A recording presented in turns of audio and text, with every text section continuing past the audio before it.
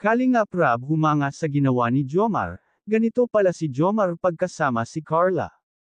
Kaya naman Carla lalong humanga sa pinakita ni Jomar. Bago ko ipagpatuloy ang maiksing reaction video na ito, hiling ko lang na patapusin ang panunood nito para malaman ang nilalaman nito, at kung bago ka pa lang sa munting channel na ito, paki-subscribe para lagi kang updated sa video ng mga kalingap. At pakisuportahan natin ang ama ng kalingap na si Val Santos Matubang, Ate Edna Vlog at si Kalingap Rab. Isang mapagpalang araw sa inyong lahat mga kalingap, at shout out nga pala sa patuloy na sumusuporta sa aking YouTube channel, lalong-lalo na sa mga viewers natin na walang sawang nanunood at sumusuporta. Salamat. Pansamantala nga na pinatuloy ni Jomar ang Team Kalingap sa bahay nila. Namangha ang K-Boys dahil hindi nila akalain na ganito ang kanilang madadatnan. Humanga sila sa ganda ng bahay ni Jomar, ang buong akala kasi nila ay simpleng bahay lang ang bahay ni Jomar.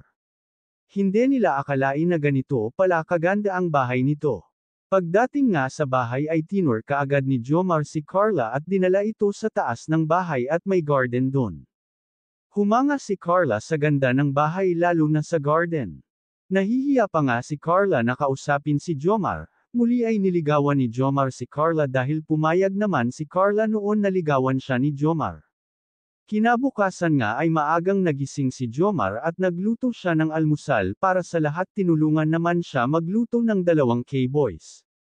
Paggising nga ni Carla ay pinagtimpla siya ni Jomar ng kape at pinaghain ng almusal. Nahihiya nga si Carla na kumain dahil nakaharap sa kanya si Jomar at tinitingnan siya.